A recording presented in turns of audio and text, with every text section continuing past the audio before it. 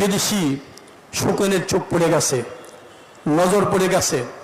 ছাত্র ভাইদের কাছে দাবি করতে চাই, পরামর্শ দিতে চাই, বিদেশি কোনো শকুন যদি এই ভূখণ্ডের দিকে নজর ফেলেন, তোমরা আবারও নেমে আসবে, ওদের চক্ষু উপড়ে ফেলতে হবে, আর যেন এই জুলুমের হাত বিস্তার না করতে পারে। আমরা বাংলাদেশিরা দেখেছি, যারা এই জুলুম করতে করতে অগ্রসর হয়েছে, এ দেশবাসী তত ঐক্যবদ্ধ হয়েছে।